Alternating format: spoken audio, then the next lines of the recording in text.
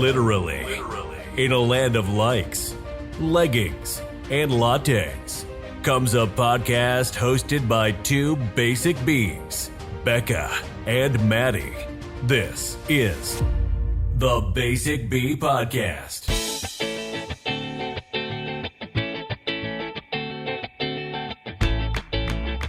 Welcome back, everybody. Welcome back. I'm so excited. This is our last Halloween episode. It's our Halloween special, if you will. Very extra special. Very extra special because if you can't tell, tonight is the night we went all out for our costumes. I mean, we both probably spent about 2 hours putting our costumes together and monies. It was way longer than I anticipated. I know. You got over to my house at like 5 and it's 8 o'clock and we're just now recording. Thank God I came over earlier than I planned. Yes. So, yeah, if you can't tell, I am Voldemort, but with a twist. I am sexy Voldemort. I'm wearing high heels. I have some gorgeous lashes on, some hoopies. My makeup's on fleek. I contoured with black eyeshadow. I got some nails that keep falling off because of the cakey paint on my face. It's great. Yeah, you bought the bald cap and you have the hoop earrings. It's very hot, but very scary. So I'm feeling conflicted. I know. And if you are watching this on YouTube, don't come at me as sexy Voldemort. I am carrying Snape's wand because I already spent a little bit of money on the bald cap and the costume and the eyelashes. Yeah, and you the went face all paint out. and the Horcrux. So What's a Horcrux? that's my necklace. So a Horcrux. Oh, show them your tat. Oh, I also have my Death Eater tattoo. I think I put it on upside down. But that's fine. Every detail. She really. I did. I don't know why I did the Horcrux because I think you get the gist of who I am by the white makeup and the bald cap. But yeah, the Horcrux is one of Voldemort's items. I'm not going to spoil it for you because Maddy has agreed to watch all of the Harry Potter movies. Yes, I have. It's kind of a winter goal of mine. We're going to watch them together, right? Yes. Should I we need do your help? Should we do a marathon in like 2 days or like? I think I need to give my full effort to each movie, so I think spreading it out a little. Okay, let's do it. Okay. So for those who can't see as well, I am dressed up as Megan Fox's character in Jennifer's Body. Specifically the scene where she lights her tongue on fire and she's on the phone with Needy. So I've got her white V-neck. I spray painted my hair. Well, Bekah did.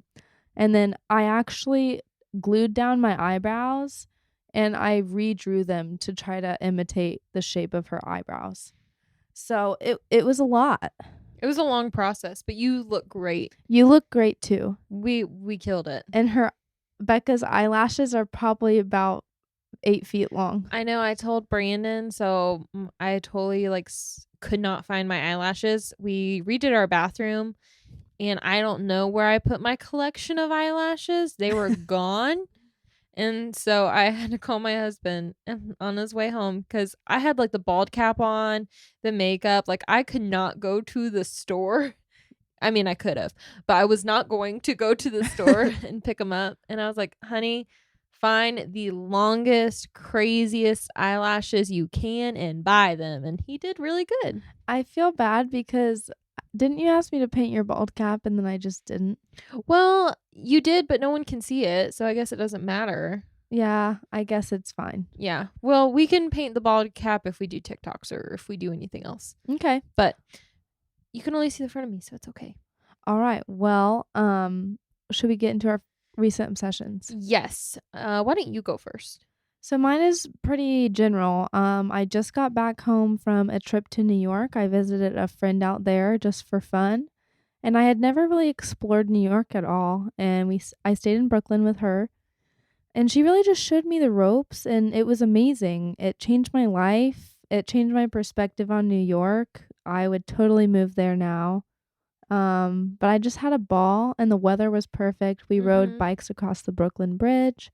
I saw the Statue of Liberty, all the basic New York things. I saw the 9/11 memorial, which was really cool and sad, but I just had a really good time. Yeah. Well, that's awesome. What was your favorite thing about New York? One thing that you would totally do again? Well, we went out every single night, and every time you go out, you kind of get to pick the flavor of what you're wanting that evening. So, like, one night we dressed really, we tried more chic and went to a fancy hotel, which is like where you would, if you wanted, you could pick up a sugar daddy, hopefully, or like a lawyer Okay. or a rich New York man.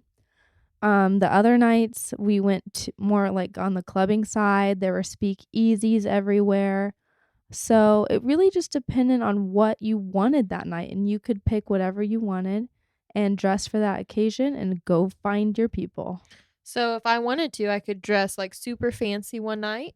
Yeah. Then I could dress like kind of like fun, like clubby, you know. Yes. And then a different night I could just look homeless and go get takeout. Exactly. I love it. And there was a specific speakeasy. We didn't make it in there, but we tried. It was in a hot dog restaurant, and there was a phone booth, and you go in the phone booth, you dial like 0, you wait till the phone rings or something, and then the whole wall in the back of the booth opens up, and there's like a hostess and a restaurant behind there.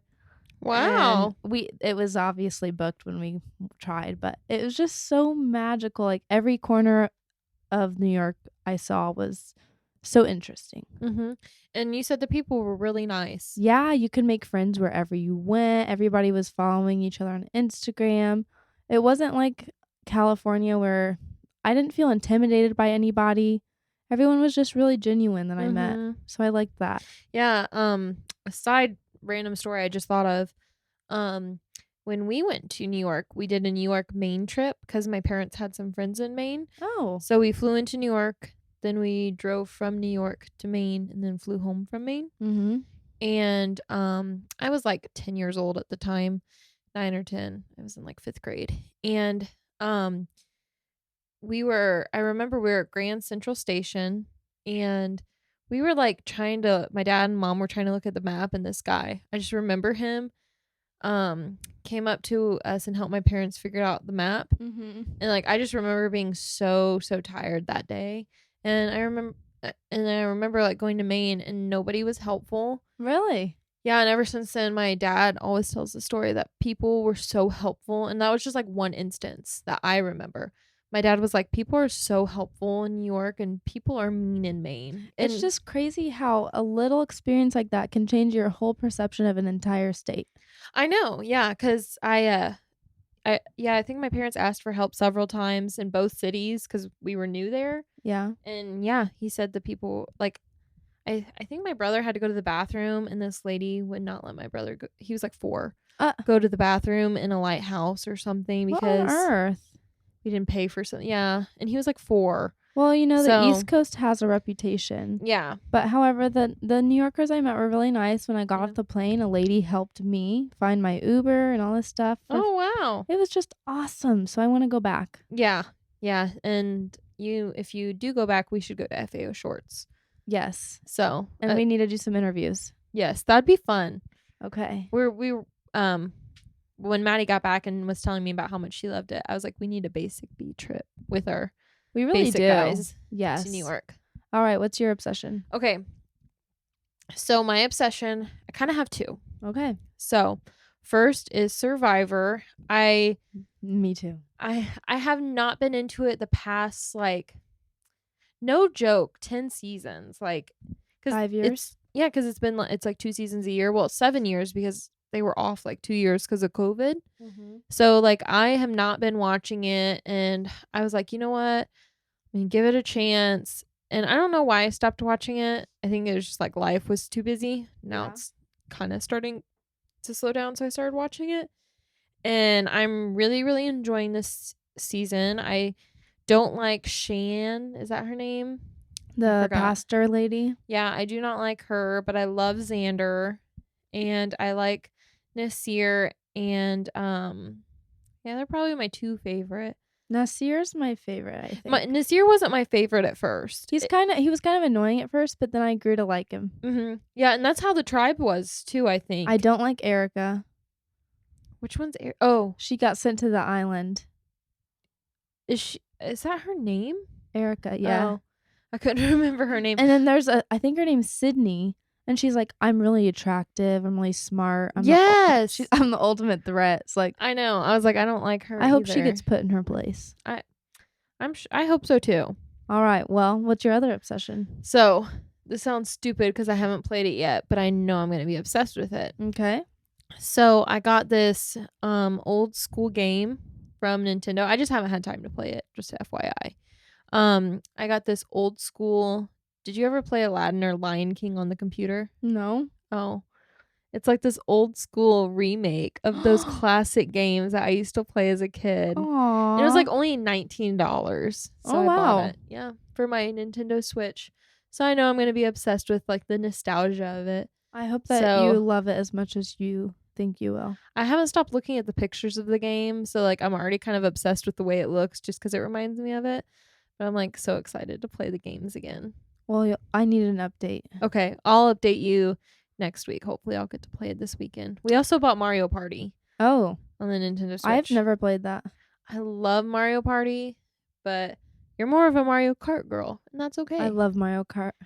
Yeah, we need to play it once life slows down. Yes, if it ever does. Yes. All right. Well, we need to get into the more ominous and scary vibes. Yes. And before we do that, we want to issue out, as Voldemort, I want to issue out a trigger warning. Yeah, I think that's what it is. Yeah. We're going to be talking to some sensitive subjects. So if you listen and you have kids or anything, this is not an episode for them to hear. Yeah, there's murder, possibly assault involved, stuff yeah. like that. Yeah, so we're just talking about two famous women that are not famous for good reasons. Right. And we're getting ready to really get into it. So definitely, if there are little ears around, or if, you don't want to hear about it, just go ahead and turn it off and tune in next time. Yeah, exactly. Okay, so basically we're talking about two women killers. Mm-hmm. Bekah has one and I have one. And we're going to teach each other about them. Pretty much. And Easy we peasy. can see who's the better killer, I guess. Yeah, for sure. Is that too soon? Or No, it's not insensitive? I don't think so. We said turn it off. So you're good. Okay. All right, here we go. Okay. So do you want to go first or you want me to go first? You go first. Okay. So today I'm breaking down Elizabeth Bathory. Do you know anything about her? No. Okay. So if any of our listeners know anything about her, they know that she is famous for bathing in the blood of her victims. Which I am going to get into that, but I kind of want to talk about her childhood real quick. All right. So she was born in I lost my place already.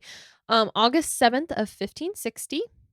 1560. Yes. Okay. So this was a long time ago. Like Shakespeare. Mm-hmm. I think he was 15. I don't know. 1500s. Who knows? Maybe she killed him. We'll see. No, So, I'm not gonna go too deep into her history here. She was from a very, very wealthy family. So in those days, unfortunately, once you had a child and you were kind of like a person of noble rank, you kind of just handed them off to other people, right? Like they had nannies, wet nurses, all of that. So until she was 9 or 10, she was brought up in her parents' house under these wet nurses. We have no history on whether she suffered from mental issues or not. We know her mom and dad. One of them suffered from epilepsy, and it wasn't clear to me which one. And the other one might have suffered from severe migraines. So if she might have had like maybe some issues from that. But they have no like record of her having any form of a mental issue. Obviously, we'd probably diagnose her with one today. Yeah. But at the time, no record. There, unfortunately, once again, when you're brought up in that noble kind of household, you're around people, there could have been abuse, whether it's physical, sexual assault, or anything like that. It was possible. Right. No record of it, but possible. Mm-hmm. Then when she was 9 or 10 years old, around that time frame they think, she had been betrothed, and she went to her future husband's home, and they raised her from then on. Is this in England? This is in Hungary. Oh, okay. So essentially, during that time, it wasn't uncommon for, like, if you're a bride and you're betrothed, for your in-laws to actually finish your upbringing. So yeah, so they until she was 14, she married I'm gonna mess up his name, Fernick. And they got married at 14. So oh my gosh. Yes, I know. So once again, these two noble families came together, rich beyond measure. I think she had around 30 castles. Wow. Yeah, as an engagement present, he got her, or a wedding gift, he got her a castle. And I also want to say something interesting I found when doing my research is during that time, they would do this thing, a ceremony where they put the couple to bed. Ew. Yeah, so I guess they tuck them into bed. And in a lot of situations, they made sure the marriage was consummated. Yes. And so it's unclear whether that happened with them, but they definitely got put to bed. I don't know if anyone watched. I know. 14. At 14 years old. So she got married at 14. Just a little bio of her. She had 5 to 6 children. Wow. 5 to 6 range. 5 with him. 1 child could have been another man's. We don't know. Her husband was constantly at war. So she was kind of, when he was gone, she was left in charge of everything. So, like, if you were a noble of the highest rank in this village, you were, like, essentially like the mayor, but with a lot more power. So she would solve, like, civil disputes. I mean, yeah, money, everything. And her husband had loaned the king of Hungary money. So the king was indebted to that family. Oh. Yeah, which is, kind of different. So they're not sure when her activities started. Her activities? Mm-hmm. So she was a fan of torture. Like BDSM? Maybe. They don't know. They don't know. Like, obviously, this was like 600 years ago. We don't know. Yeah. Or is it? Yeah, it's 500 years ago. So essentially what happened, what they believe happened, is she lost her temper with a servant and killed them. Aww. And that's where she kind of liked it. And that's where it started. So the first servant that died, no suspicions, whatever, because the priest had come to get the dead body. Mm-hmm. And she just kind of was like, hey, cholera, and don't want to start a panic. So the priest did not even bother to look under the sheet because he just didn't want to start a panic. So he just buried her. So, we don't know how she died. But yeah, essentially Elizabeth Bathory killed her. How do we know that? If there was, because she said it? So that we will get into. Okay. So yeah, it's gonna kind of come clear here in a little bit. So all right. Essentially she started kind of torturing people after this. She really liked it. And when her husband came home, and she'd kill him, like when she would torture them to death. When her husband came home, he taught her how to torture people to the brink of death, bring them back so she could keep torturing them, because he was like, that's wasteful. Yeah. So this was really also common that people of noble rank viewed peasants and servants as nothing, as less than. So this is why it went on so much in her household.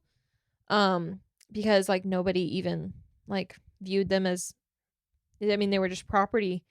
Wow. So this is where it's definitely about to get kind of sensitive. Servants claim that they would get needles put under their fingernails and they would come back with bruises if they survived. Her husband showed her how to choke someone almost to death and how to use fire on the victims but keep them alive. So let me find this. Did he know this from war? Mm-hmm. Yep, he knew it from war. So okay. She did a bunch of different things here. So some of Bathory's victims were covered in honey and left outside for insects to devour. Ew. During colder parts of the year, young women might be stripped naked and forced into deadly ice baths. Bathory sometimes tortured girls by driving needles into their fingernails, cutting their noses or lips, or wiping them with stinging needles, or whipping them, sorry. She would bite them. Ew. Yeah. And she loved burning their flesh, including their genitals. So they think, once again, that there was a sexual motivation.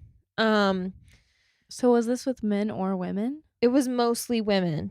So she was bi. Well, they don't, I mean, they just don't know, unfortunately. Yeah.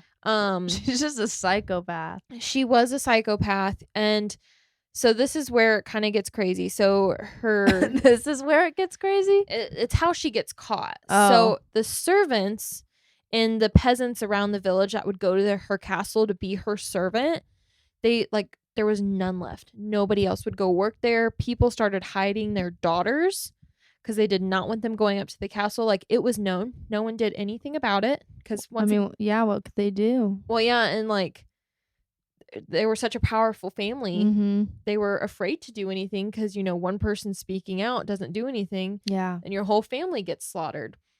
So, her Elizabeth Bathory, by the way, at this point, her husband has died. And that's when she really starts to spiral. Once again, we're in the 1500s. And as a woman without a husband, your money you don't get the inheritance. Mm-hmm. So woe is her. She gets like 1 or 2 castles. So she's stuck in this one castle. She has no more servants to torture because she's killed them all. Mm-hmm. And she comes up with this brilliant idea to say that she was a finishing kind of school for girls. So people like outside of that village would love to send their daughters to someone like her to teach her how to be a proper lady, so then they can marry their daughter off. So this is how she kind of got victims. I tried to look for numbers of how many girls came to this school, but she had killed them all within 2 months. Oh my gosh. Yeah, and what kind of the reason that they know it was her was eventually dogs, because priests completely stopped going there to get bodies because they would not stand for it anymore. Mm-hmm. That was their way of quote unquote standing up to her. So she would like just dispose of the bodies outside. And so the dogs at her estate would be running around with extremities in their mouths. So yeah, it was, oh, my eyelash. It looks good, actually. Thank you. Uh-huh.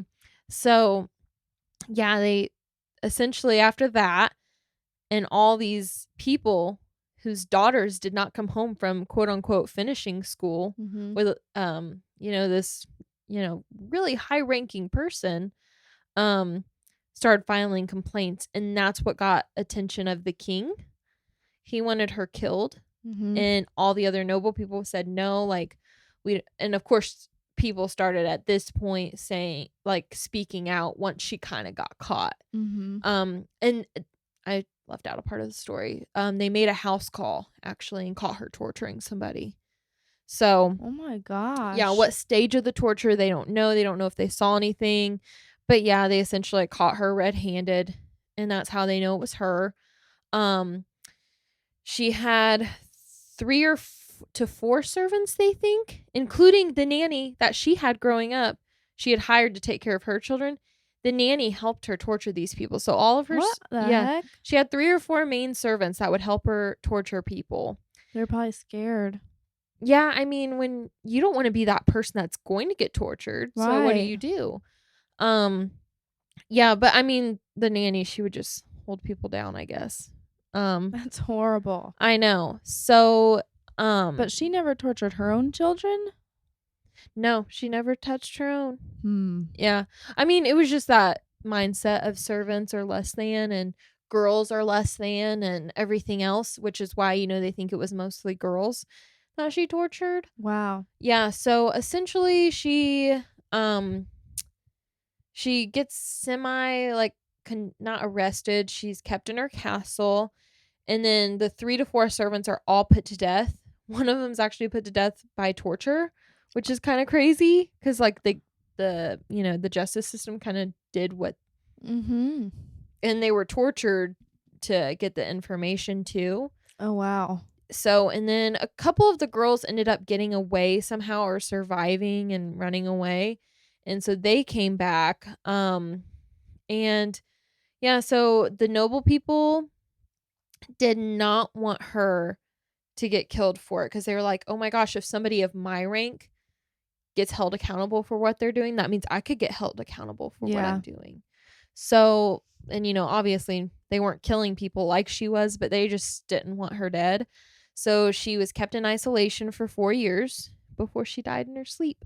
Whoa. Yes. Her isolation. Yes. Her victims, the number is completely unknown. One source says 50. That's probably not correct. Another source is saying in the 600s. Holy crap. And that's based off a witness testimony that said she saw a list of names that Elizabeth Bathory had written down. They don't believe that that's true because they don't think that she cared enough about these people to write their names down or even know their names. They're estimating more in the 260s. So, oh my gosh. Yeah, they're thinking she killed about 260 people. And so yeah, that's the story of Elizabeth Bathory. I really want to give a quick shout out to another podcast because there was so much information on her that it was very hard to break down, and so many I'd read one article that was like stating the 600 was fact. Mm-hmm. Then I'd read another that said the 200 was fact, and it was like they had really done the research, and I kind of believed most of the stuff they said. They were very subjective. Yeah. It's called The History Chicks. If you guys want to listen to that, it's like an hour and 20-minute episode. It goes a lot more into her early life, her marriage, more about like kind of the torture, and then her eventual death. So yeah, I would highly recommend listening to that. The bathing in blood is completely false. Oh. And that's what she's known for, which is kind of funny. So 200 years, so Hungary and Transylvania, I think where she was from, became Transylvania. Oh. So when the vampire craze happened and her history was kind of there, people kind of believed she was a vampire. So that's where the bathing in blood kind of caught wind. Oh, it was just like folklore. Yeah, so the bathing in blood is completely folklore. And yeah, that's kind of the history of Elizabeth Bathory. They were so ashamed of what happened. They tried to erase her from history. There's like 1 or 2 pictures of her out there. I'll post one of them in the show notes. But they don't know if they destroyed it all because they were so ashamed of what had happened, or if, she was a high-ranking person whose husband was in war. So maybe that they didn't even do pictures of her because they didn't want the enemy to be able to capture her for ransom. Like drawings? They didn't have a camera then, did they? No. Well, yeah, paintings of her. But yeah, she doesn't look like a psychopath at all. Well, I can't wait to see this picture on our stories or wherever you put it. Yeah. So, yeah, that's the quick story of Elizabeth Bathory. She died in 1614 at the age of 54. And I wonder what she died of. Just in her sleep. She was kind of funny. There are some letters of her. I forgot the name of the book because I kind of wanted to read it. There was some letters that she would write, and like she'd accuse somebody of stealing her cannabis, and cannabis. Yeah, she liked the pot. Yeah, and so she sounds like a very interesting person. She sounds lovely. Yeah, her I'd be interested in reading some of her letters. I would totally, yeah. Yeah, so yeah, that's kind of a very condensed version of her history. If you guys like that, go listen to the History Chicks. They have a lot longer of a snippet of her life. I thought you did a good job. Thank you. You're welcome. Her story is just so hard to explain because it's almost like you have to explain all the torture and then backtrack and yeah. Bless you. Thank you. So let's talk about your person. Okay. Hopefully I don't sniff too much. I'm struggling here. Okay, my lady, you have to fast forward to the 1900s. So, sorry. Her name is Kristen Gilbert, Okay. and she also was a psychopath. What's weird is she had a pretty normal upbringing, and we have a lot better records of her because she is still alive. Really? Yeah, so she was born in 1967. My mom was born in 64, so she's younger than my mom. Her father was in the Coast Guard, and then he left that to be an engineer, and her mother was a substitute teacher. So amongst her friends and her close relatives, she was known as a pathological liar and thief. So she would lie about really weird things. She would steal her sister's stuff. One of the most known lies that she was telling, even as a child, was that she was related to Lizzie Borden, who was from her same town in Massachusetts. Oh, wow. They were from the same place, but she said that she was related to Lizzie Borden. And Lizzie Borden is a girl, I think she was like in the 1800s or something, and she axed her parents to death in their own bed. So I don't know why she wanted to be related to her, but it kind of comes full circle in a little bit. So she also lied to her friends about her mother being a drunk and abusing her when there was like no evidence of this. Her mom was just a substitute teacher, and she had a sister who never claimed that. So that's kind of odd. And then one of her friends, quote, they weren't really friends, but somebody who she knew, said that they watched a show together and there was like an evil nurse in the show, and Kristen said that she liked her. And the friend was like, why? She's horrible. And she said, I don't know. I just like her. So suspicious. She knew from that moment something was gravely wrong. So she somehow acquired boyfriends, but they all became exes. And her exes said that she was abusive, both verbally and physically to them. Wow. She would tell them to commit suicide. She would like mess with their cars. She would call them and then just breathe into the phone, and like they knew it was her, and then she would hang up. That's weird. Yeah, really creepy. But she was smart. She did graduate early and she went into pre-med, but then she later switched to being a nurse. Ooh. She wanted to be that evil nurse. Yeah, she really did, as we will come to find out. But the first time that she actually tried to probably kill somebody that we know of is she was accused of burning a disabled child with water. So when she was working towards being a nurse, she was, responsible for taking care of a mentally disabled child. And the mom was gone, and she came back to her kid having over 60% burns on his body. Oh my gosh. And with scalding hot water. And Kristen's excuse was, I don't know how the water got that hot. And they couldn't prove that it was intentional. Yeah. Wow. So that's pretty horrible, but he lived. To a poor disabled child. Yeah, and she wasn't prosecuted for that because they couldn't prove it.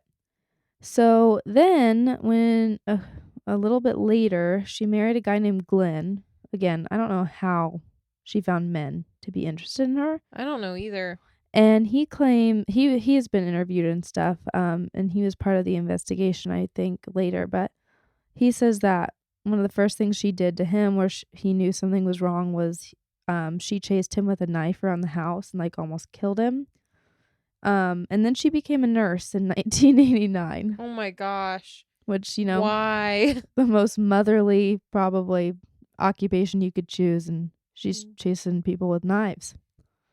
So From there, she went to work at the VA for 7 years, so taking care of veterans.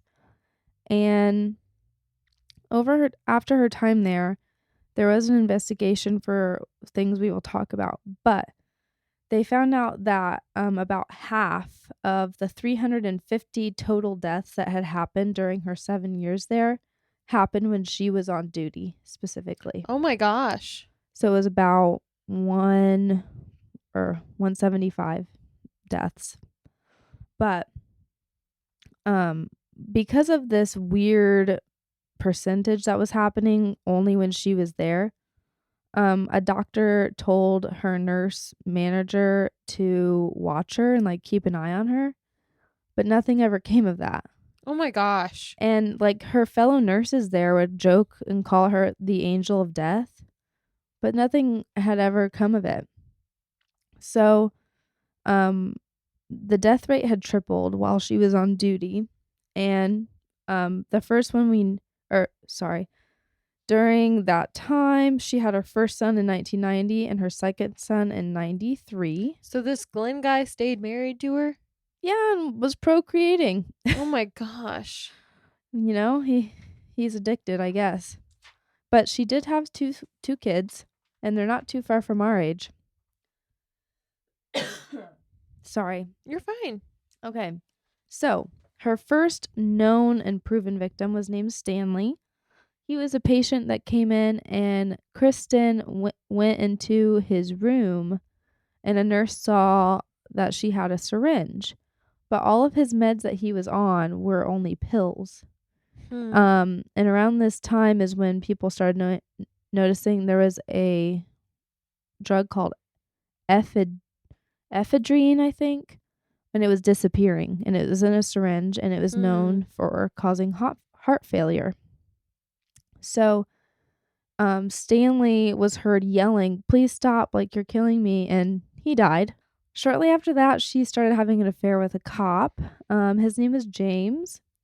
And then because she was kind of done with Glenn, we think that she started trying to poison him, because around the time that was happening, his food started to taste funny and he had to go get treatment. Oh my gosh. He did live, but she was poisoning him, we think.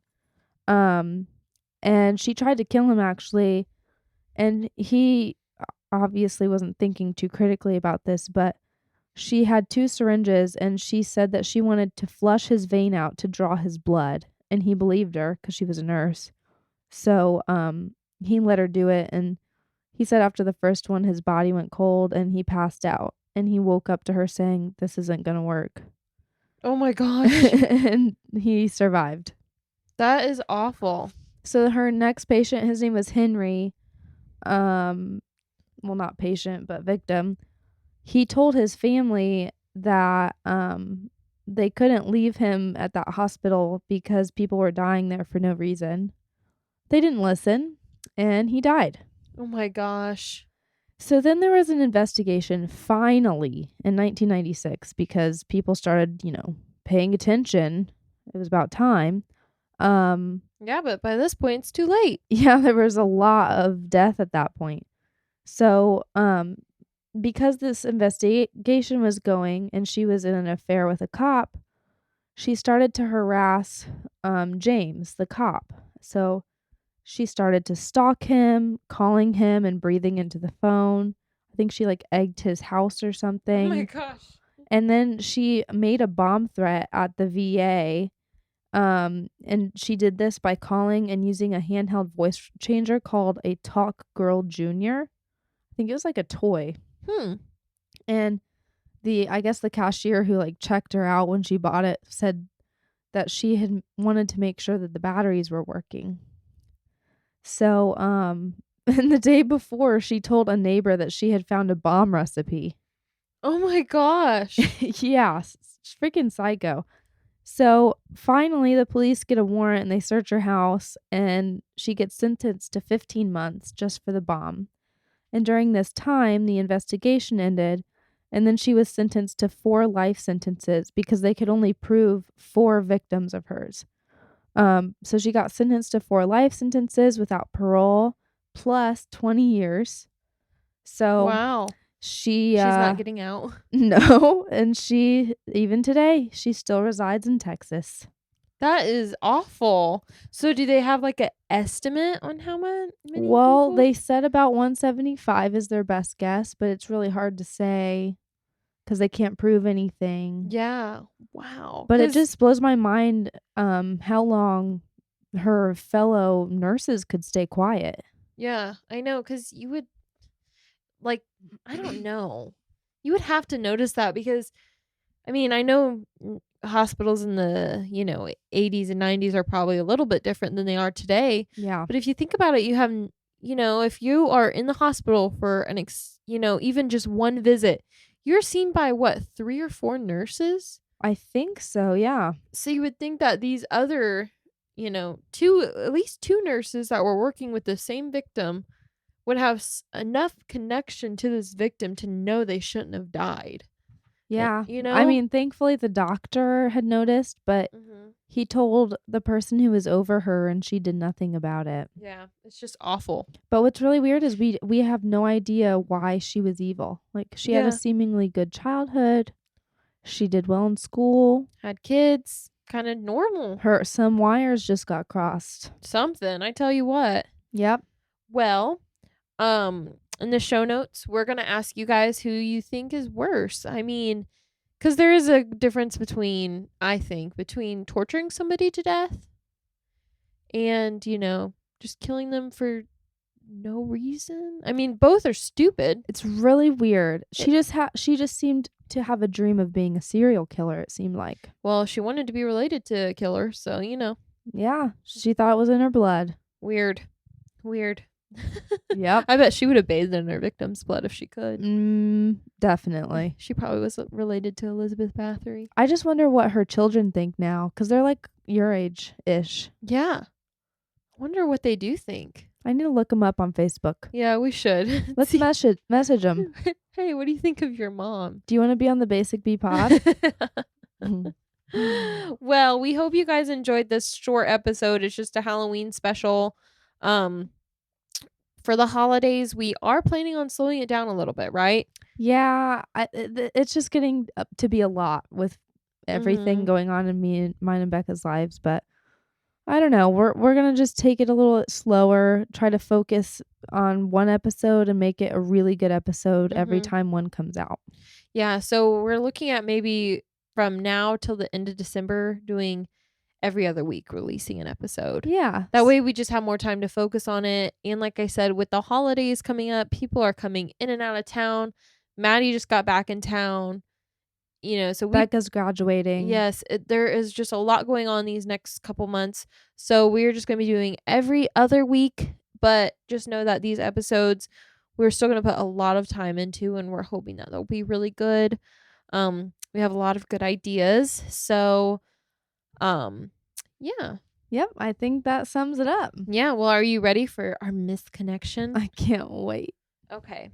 This is at Quincy Home Depot in Boston. Okay. How do you say Boston? Boston. Boston. I don't know, actually. Quincy. Boston. Sorry, go ahead. Quincy Home Depot. Depot. I don't like depot. All right. Depot's wrong. All right. Guy was in the tool department.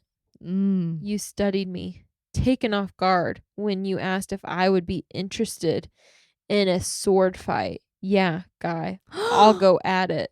Ugh, I can't.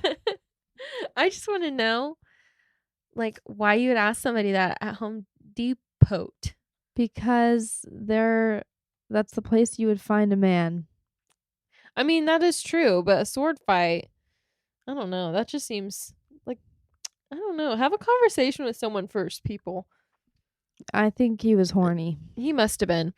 That's so disturbing. So that's our misconnection. I loved it. I'm glad you liked it. We will be back in 2 weeks. Yes. So, if you have any suggestions, DM us, please. Yes. We'll see you next time. Love you. Bye. Bye. Thanks for listening to the Basic Bee Podcast. Make sure to follow the Basic Bees on Instagram at basicbpod. or watch the video podcast on YouTube. And always remember, live, laugh, love.